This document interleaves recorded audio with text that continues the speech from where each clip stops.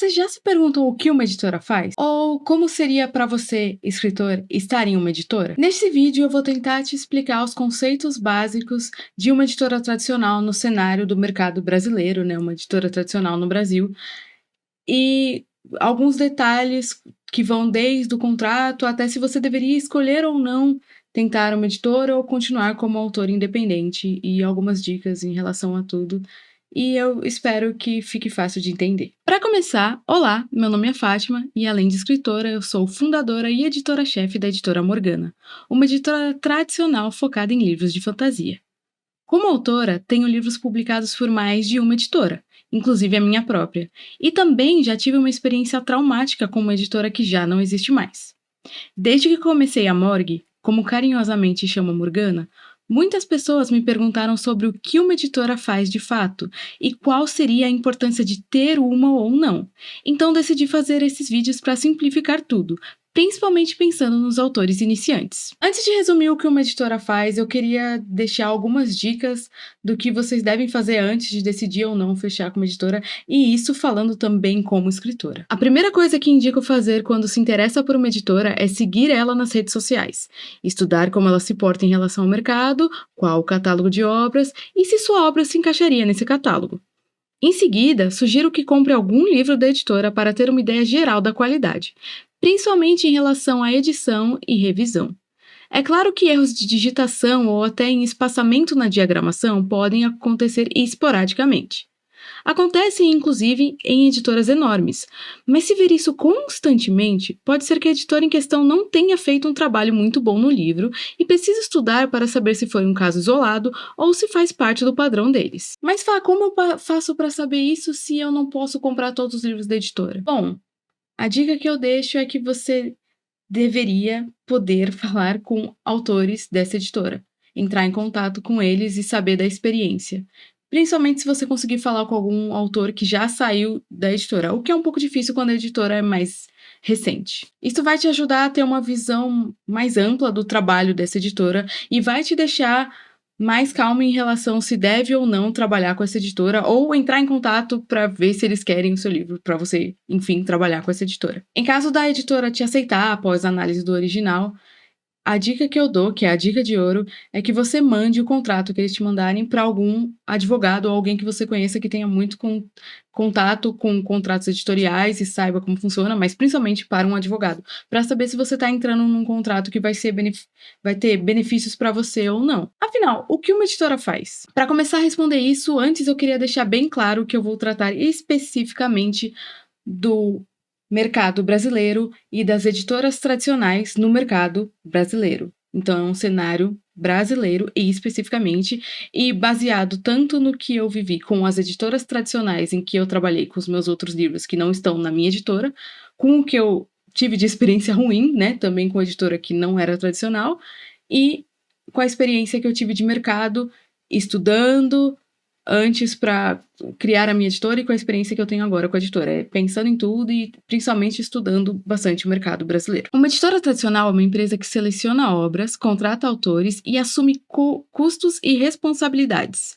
Edição, projeto gráfico, impressão, ISBN, ficha catalográfica, distribuição, venda e até ações como divulgação e marketing. Em troca, a editora recebe o direito de explorar economicamente a obra e remunera o autor segundo o acordado em contrato. E aqui entra o que muitas vezes a gente chama de royalties, né? Que são a porcentagem que você vai receber pelo livro, e isso é acordado em contrato, mas eu vou falar disso posteriormente. A primeira coisa que uma editora faz é selecionar originais, o que significa que um editor-chefe vai ler os livros e selecionar os melhores de acordo com o catálogo que a editora está determinada a seguir. Esse é o meu trabalho, mais especificamente na Editora Morgana. Eu sou editora-chefe, então esse é o meu trabalho principal na Editora Morgana. Mas como minha editora é independente, é menor e a nossa equipe é pequena, eu também faço outras coisas. Mas esse é o trabalho principal de um editor-chefe. Muitas vezes os editores-chefes precisam trabalhar com um número máximo de livros que eles podem selecionar num ano, isso muitas vezes de acordo com o orçamento que eles têm, com uma logística mercadológica, tem certas regras. E geralmente é um número pequeno de livros que você pode aceitar por ano. E por isso, muitas vezes a gente tem que recusar livros que às vezes são muito bons em detrimento de outros livros. Então eu já adianto que você não deve ficar triste se o seu livro não foi aceito por uma editora uma, duas, diversas vezes, porque às vezes só não foi o momento daquele livro, e é continuar tentando e achando a editora certa para você, se o seu sonho é publicar em uma editora. Depois da seleção, a editora vai entrar em contato com você, explicar como que funciona a editora e principalmente vai te mandar o contrato de cessão de direitos, que é o contrato mais comum que se faz com editoras no Brasil, e o contrato que eu particularmente acho mais seguro. No contrato de cessão, o autor transfere, total ou parcialmente, direitos patrimoniais à editora.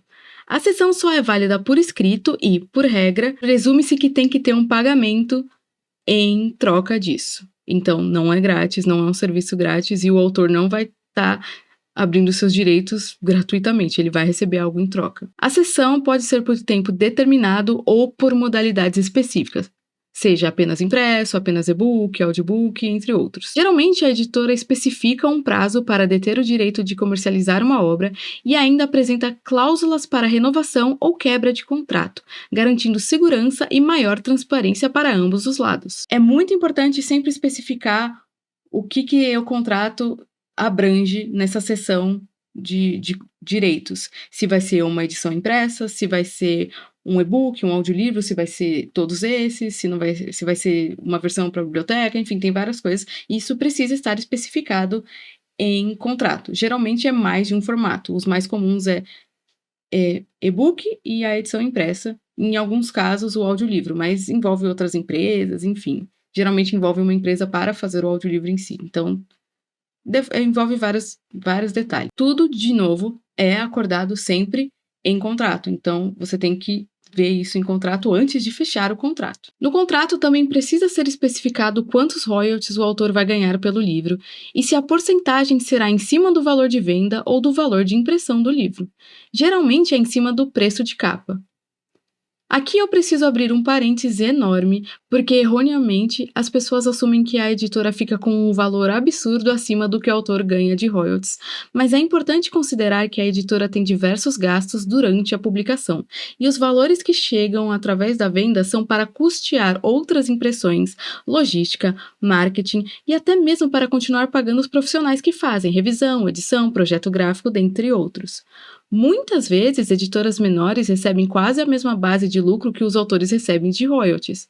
Em alguns casos, até menos do que os autores. Acho que num mercado como o nosso, o brasileiro, que infelizmente tem um público pequeno e tem altos custos, é muito importante deixar bem claro isso, deixar bem transparente qual é a nossa realidade, para as pessoas não pensarem que a editora tem um lucro absurdo. Claro que algumas editoras muito grandes têm um lucro absurdo em cima das vendas e por isso conseguem vender os livros muito baratos e conseguem vender muito mais do que as editoras pequenas, como é o meu caso.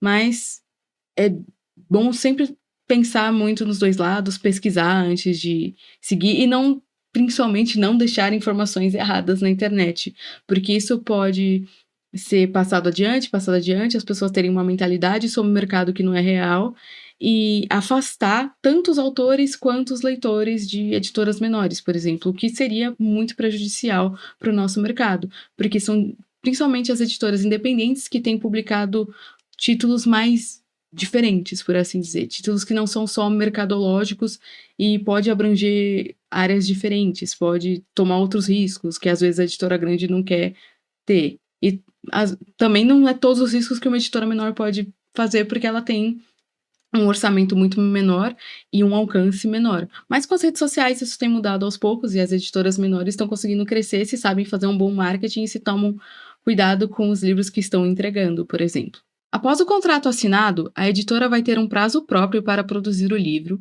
mas já adianto que é um processo muito mais demorado do que parece do lado de fora, principalmente se a equipe for pequena e a editora realmente quiser entregar um bom trabalho. Tudo começa com a edição, em que o editor, geralmente o editor-chefe, vai sugerir alterações para melhorar diversos aspectos do livro, seja a compreensão, a escrita ou até mesmo para evitar furos no roteiro. Em alguns casos, a editora exige as mudanças, ou ela mesma as faz, e é importante perguntar sobre qual a abordagem da editora antes mesmo de fechar contrato. Na Morgana, por exemplo, eu só sugiro as alterações. Eu deixo livre para o autor alterar do jeito que ele quiser, principalmente porque ele tem uma escrita que não é a minha, ele tem um estilo que não é o meu, então eu vou sugerir as alterações e fica a critério do autor se ele aceita ou não. É claro que se for uma edição que eu fortemente sugiro que ele faça, eu vou colocar um comentário no livro dizendo que eu sugiro fortemente que ele faça essa alteração e vou me basear principalmente em questões de teoria de escrita criativa ou técnicas de escrita criativa, dentre outras questões, como questões mercadológicas, por exemplo, para dar embasamento, né, no que eu quero que ele faça e por que eu quero que ele faça aquela alteração, mas de novo, eu deixo livre para o autor se quer fazer isso ou não. Também há casos de editoras que decidem cortar partes dos livros, cenas dos livros, principalmente partes que podem ser não tão essenciais, por assim dizer, para a trama, por uma questão mercadológica. Porque no Brasil é muito caro produzir e imprimir livros, principalmente por causa do preço do papel. Então, quanto menor for o livro, mais fácil é de produzir, mais fácil é de vender, enfim, tem várias questões aí.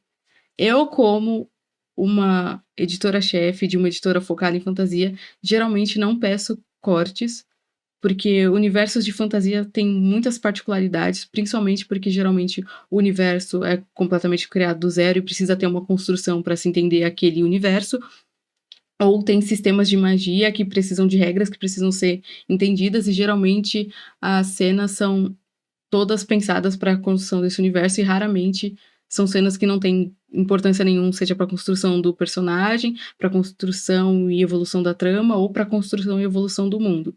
Eu não sou muito a favor de cortar, mas eu tenho um cenário muito particular no mercado, porque eu faço só fantasia, então vai alterar muito do que é cada editora e do que cada editora decide fazer. A ordem que os processos para produção de um livro são feitas em editoras é diferente de editora por editora, mas eu vou dar um passo a passo mais comum das editoras, ok? Eu vou dizer o que é mais comum e mais ou menos a ordem desse mais comum. E, geralmente, agora o próximo passo seria a revisão. A revisão, um revisor, geralmente uma pessoa formada em letras, procura principalmente erros de ortografia e altera frases que podem ter ficado confusas.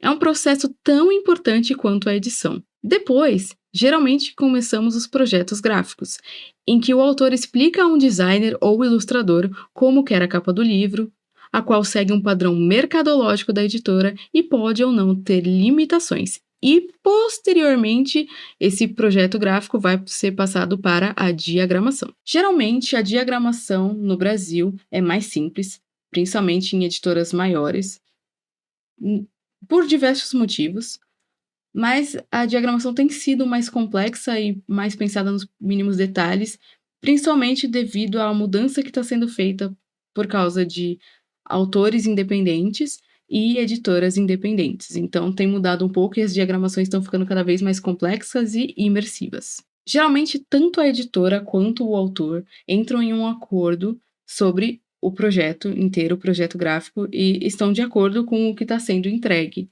Mas é bom você sempre ter isso conversado também antes de fazer o contrato. Se você vai ter escolha na capa e na diagramação, ou se você não tem, não pode dar nenhuma opinião e fica especificamente a cargo da editora isso. Porque depende de vários fatores, principalmente o financeiro. Então, a editora geralmente vai ter um ilustrador, um designer específico que vai fazer os projetos, e dentro do que esse designer, ilustrador consegue fazer, vai ser criado esse projeto gráfico, e também precisa seguir uma questão de um certo padrão da editora. Os livros de uma editora precisam lembrar que são dessa editora, então não pode ser algo muito gritante de um livro para o outro, tem um certo padrão. E algumas editoras não dão muita escolha para o autor, e outras vão fazendo um equilíbrio. Eu sou mais do equilíbrio, né? Eu digo as limitações para a pessoa que vai fazer a arte, ela também tem as próprias limitações de acordo com as artes que ela faz, e aí conversando com a autora a gente tenta deixar explícita qual essa limitação, né, até onde a gente pode chegar, principalmente financeiramente, o que pode ser feito do livro, o que pode ser feito da impressão, né, do projeto inteiro, e a gente entra em um acordo. Mas é sempre bom você falar com a editora antes qual que é esse processo para não ter surpresa no futuro. Depois, a editora vai começar, de fato, a produzir e comercializar o seu livro. Cada editora trabalha de uma forma diferente, mas geralmente optam pela pré-venda. Com a pré-venda, o público já consegue saber pelo menos parte do projeto gráfico, geralmente a capa, além de um pouco da história através da sinopse. O público estará comprando um livro antes mesmo de ele ser impresso. E a editora consegue ter uma ideia clara de quantos exemplares deve imprimir nesse primeiro lote, seja para enviar a todos que compraram na pré-venda e para ter um estoque para vendas pós-lançamento ou para enviar para influenciadores parceiros. É importante salientar que geralmente há um número mínimo de exemplares que a editora se propõe a imprimir, independente do que vender na pré-venda, e isso também está explícito em contrato. Há casos em que, se não tiver procura pelo livro posteriormente, a editora não o imprima novamente e fique apenas com o estoque inicial até que esgote ou até que o contrato acabe e uma das partes não decida renovar. Antes da primeira impressão, a editora também já deve ter ido atrás do ISBN e da ficha catalográfica, geralmente emitidos através da Câmara Brasileira do Livro. De acordo com as leis brasileiras, o livro precisa ter esses registros para ser comercializado devidamente.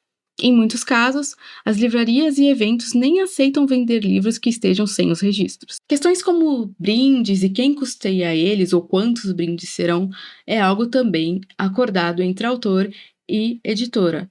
E precisa-se saber quantos brindes serão feitos, se a editora fará, se vai ter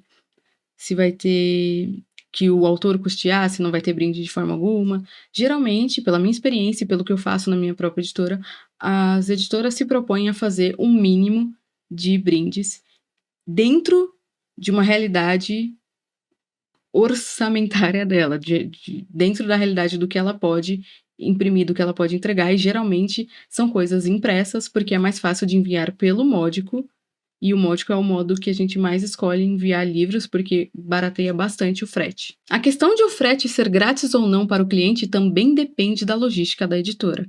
E tem sido cada vez menos comum os livros terem frete grátis devido aos altos custos com logística. Se você já tiver tentado enviar um livro por Sedex de uma ponta do Brasil para outra, você provavelmente já deve imaginar por que a maior parte das editoras não escolhe o Sedex, por exemplo, e quais os custos de enviar um livro com uma distância tão grande sem escolher o Módico, por exemplo, e por que a gente acaba escolhendo deixar o frete, por exemplo. Porque tem várias questões logísticas além do envio, e ter o frete tem ajudado muito as editoras a não ficarem no 0 a 0. Outras editoras também podem trabalhar com transportadoras, também vai depender da realidade de cada editora, e as transportadoras vão trabalhar com prazos diferentes, enfim. E também tem editoras como a minha que também trabalham com a Amazon, mas a Amazon, para empresas menores, como é o meu caso, faz a gente fazer o transporte também, a gente fazer o envio.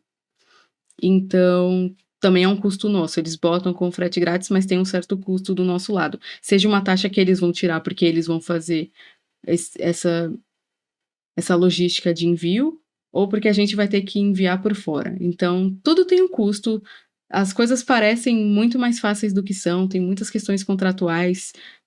Muitas editoras não escolhem a Amazon porque as taxas são altas na Amazon, enfim, tem muitas coisas envolvidas, e isso pode ser conversado também com a editora. Você pode perguntar se a editora publica, se ela vende na Amazon ou não, todas essas coisas você pode conversar antes e pode ver em contrato. Também eu quero deixar salientado que geralmente o autor recebe uma quantidade X de livros, de graça, de acordo com a quantidade X de livros que é impresso. Então vai depender também do quanto esgotou e ter que renovar estoque, ele vai ganhar uma quantidade X de livros. Após a pré-venda, o livro é impresso.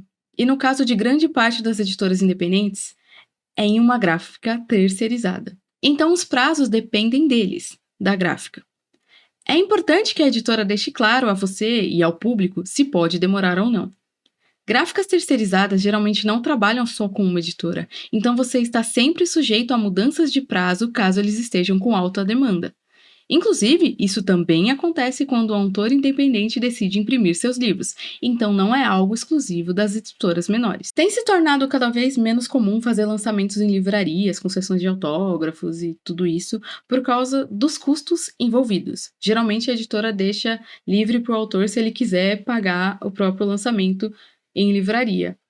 Mas tem muitas coisas envolvidas e geralmente não é mais o que se escolhe. A logística de venda e envio do livro também deve ser da editora. E o ideal é que o marketing, pelo menos da pré-venda e do lançamento, seja feito também pela editora, e principalmente pela editora, porque é ela que vai ter um público maior do que você, porque abrange um pouco mais de gente do que só um autor, mas isso é diferente de uma editora para outra e também é algo que você deve observar em contrato ou conversar com a editora antes. Geralmente, as editoras também participam de eventos como bienais, se o orçamento delas permite, porque ter um stand numa Bienal de São Paulo, por exemplo, é uma realidade que muitas editoras menores não podem arcar. Se você depois quiser pesquisar um pouquinho o que é um valor de um stand pequeno na Bienal de São Paulo, talvez você entenda por quê. E fica livre ao autor querer ou não participar, mas ele vai ter que arcar com os custos de transporte e estadia, se ele decidir ir para um lugar que é longe de onde ele mora, por exemplo. Cada editora trabalha diferente em bienais, então quantos livros e quantos títulos serão enviados vai depender da editora. Então pode ter mais livros para quem for, o autor que for na Bienal, ou a editora pode tratar todos de forma igual e levar o mesmo número de exemplares para todos os títulos. Vai depender de cada editora e da realidade mercadológica de cada editora. Esse é outro ponto que deve ser conversado anteriormente. Por fim, é a editora que escolhe como trabalhar após o lançamento, seja enviando para livrarias, caso ela possa, vendendo na Amazon, caso ela possa, enviando para influenciadores, caso ela queira e caso ela possa, e dentre outros pontos que geralmente envolvem logística e principalmente o financeiro. Mas no mercado brasileiro também é muito importante que o autor também se comprometa a fazer essa divulgação do próprio livro, porque no Brasil, principalmente, mas nesse mundo globalizado, os livros precisam dos dois lados para darem certo. Então, precisa de um esforço da editora e de um esforço do autor para que tudo funcione do jeito que tem que funcionar. Principalmente porque existem muitos títulos sendo vendidos ao mesmo tempo e as pessoas não conseguem ter tempo de ler tudo, então algo precisa chamar atenção. E geralmente o que mais chama atenção é o próprio autor divulgando o livro, mas a editora também não pode parar de divulgar. E eu acho que a editora também tem que depois divulgar esporadicamente, seja mostrando todos os livros que ela já tem publicado, criando listas de acordo com gêneros X e X e X, enfim. Ela tem que continuar divulgando também e continuar comercializando e fazendo as pessoas quererem comprar esse livro, porque o lucro dela vai sair da venda. Mas como saber se você deveria assinar como editora ou continuar de maneira independente? Bom, no independente, tudo que eu mencionei que uma editora faz, você precisa fazer sozinho. Então você precisa aprender a fazer tudo sozinho, custear tudo sozinho, contratar outras pessoas se você quiser contratar. Então tem outros riscos, né? Outras coisas que você precisa saber e você precisa pesar os prós e contras de cada lado, o que vai ser melhor para sua jornada como escritor, o que você prefere fazer, se você prefere ter toda a independência e fazer tudo sozinho, ou se você quer ter o apoio de uma boa editora e fazer isso em conjunto e fazer o livro ir adiante de uma forma boa, com uma boa editora que vai tratar seu livro bem. E você tem que decidir o que é melhor para você e para sua carreira. Bom, a gente chegou ao fim desse assunto e eu espero que tenha ficado fácil de entender os mais básicos detalhes de ter uma editora no Brasil e de participar de uma editora no Brasil, de ter contrato com uma editora no Brasil e nessa realidade de editora tradicional, principalmente. E espero que tenha te ajudado a começar a pensar se você prefere tentar uma editora ou continuar independente, o que funciona para você, o que você quer tentar. Também tem casos em que as editoras ou vão tratar diretamente com você, ou elas só vão aceitar originais se você tiver um agente. E aí é outro ponto que você tem que estudar, como é que são as agências literárias no Brasil, qual o papel de um agente, como funciona, e tudo isso você tem que ter conversado antes de estar com uma editora. Tem casos que a editora gosta do seu livro e te diz, por favor, vá atrás de um agente para a gente poder fechar esse processo, enfim, depende muito de cada editora. E é muito diferente no mercado, no caso, ter uma editora focada em fantasia, como é o meu caso, ou ser uma editora grande como a Companhia das Letras. Tem muitos detalhes minuciosos em cada um, tem muitos pormenores em cada caso, mas eu tentei fazer um geralzão do que seria o mercado brasileiro editorial e como você tem que pensar na hora de decidir o que fazer ou não. E espero que isso te ajude, se você quiser uma editora, a decidir qual a melhor editora para você. Muito obrigada por ter assistido o vídeo até aqui. Se você gostou desse assunto, ou se você gosta de saber sobre o mercado editorial, ou quer saber sobre escrita criativa, dicas de escrita, ou só quer ver meu dia a dia como escritora e editora-chefe, não deixe de considerar de se inscrever no meu canal, que isso ajuda muito. E eu espero você na próxima.